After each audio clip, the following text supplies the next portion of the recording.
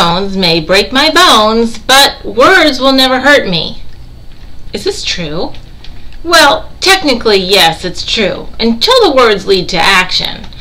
Hello, I'm Amy Zewe with the Jerusalem Connection Red Alert Report for July 27. When hate is manifested in words, whether it's a verbal speech, a flyer or an article, a sign, or when it's posted to the internet to be read by millions across the globe, many argue that free speech is impeded when we attempt to silence those who say things we disagree with. We also ask ourselves to deem who's deeming what is hateful. And there's a certain amount of truth to that, because we were all taught when we were growing up that we need to use our words to solve our disagreements, not our fists or sticks or stones or whatever little kids get their hands on during a temper tantrum. Many fail to vet their own words or deliberately use their words to publish their rage and hate. And many who consume that speech fail to vet it for truth and reason. And in this espousing of hate, the speaker or writer may indeed be shepherding others to take up that rock or stone to complete the thought the hateful words originally expressed. God is clear that our words, which generate from our thoughts and our hearts, have meaning and consequences. An early indication of this is in Deuteronomy 30:19. Today I have given you a choice between life and death, between blessings and curses. Now I call on heaven and earth to witness the choice you make. Oh, that you would choose life so that you and your descendants may live.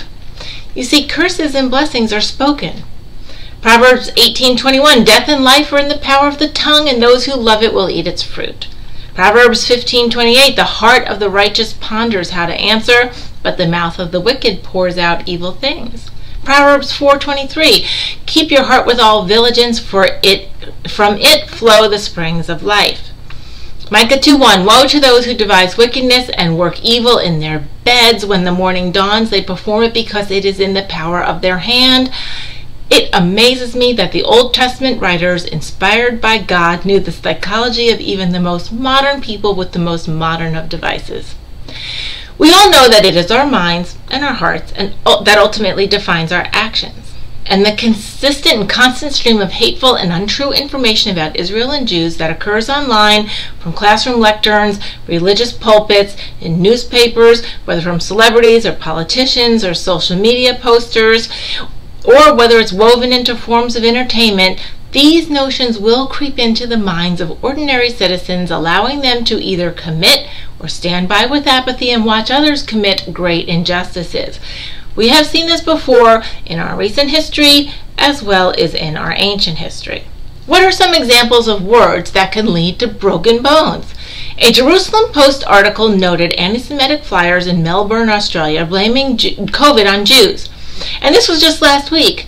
Blaming Jews for illnesses is a century-old libel, and it has produced wicked and horrible outcomes for the Jewish community by those who believe the lies.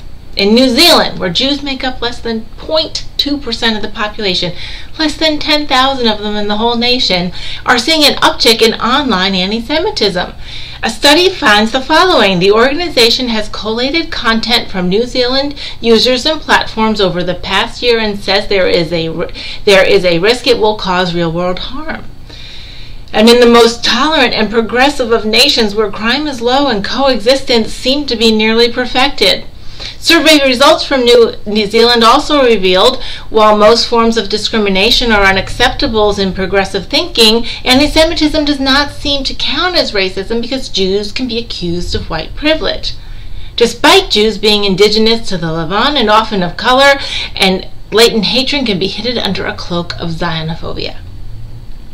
The forms of online anti-Semitism often focus on delegitimizing Israel, and the root of that is within our educational materials. We see some progress in combating this with the Abraham Accords. Delegitimization of Israel is one of the main forms of anti-Semitism in the 21st century.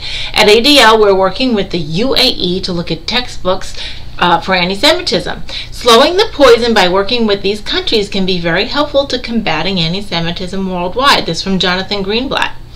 It is amazing to me that while the UAE and its neighbors are vetting their school books for anti-Semitism, California and other CRT peddling U.S. public school systems seem to be actively and stealthily inserting it in. Noah Tishby, the actress who serves as the Israeli special envoy for combating anti-Semitism and delegitimization, spoke out about what can be done to curb online anti-Semitism. Online delegitimization of Israel is the new hip social justice cause, Tishby remarked. It is now, in certain circles, the norm. It is becoming the norm because it goes unchecked, unchallenged, and as such accepted, including within our school systems and amongst our celebrities and politicians. And it's not just in New Zealand or Melbourne, Australia, and the US, and more examples can be found in the UK and other places, including all of Europe. Toronto has an ongoing anti-Semitism problem among its premier universities and within its communities. As with the US, and FBI data proves it, quote, Jews in Canada continue to be disproportionately the victims of hate crime. And all those crimes start in someone's heart because of the words they saw or were fed. This does not exonerate any criminal from being responsible for their own behavior. It just helps explain it.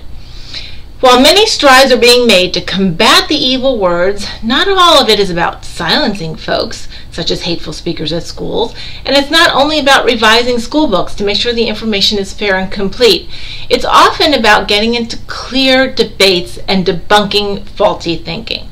We must stay diligent to recognize anti-Semitism and anti-Zionism in all its forms, subtle or obvious. Anti-Semitism can manifest in a school classroom, on our city streets, in campus quads, the halls of our political institutions, and within all of our various forms of entertainment. We cannot shut down speech, nor do we want to, but we must be at the ready with thoughtful, fact-filled rebuttals to inaccuracies, bias, and malice. Don't allow what you read and learn, or what your children read and learn, to go unchecked or overlooked. Expose bias to your families, friends, and especially your children, so that they will be on guard, to guard their eyes and ears. And that can mean developing a critical and reasoned set of eyes and ears, not to just shut things out, but be able to shut them down. Shavua Tov, and have a great week.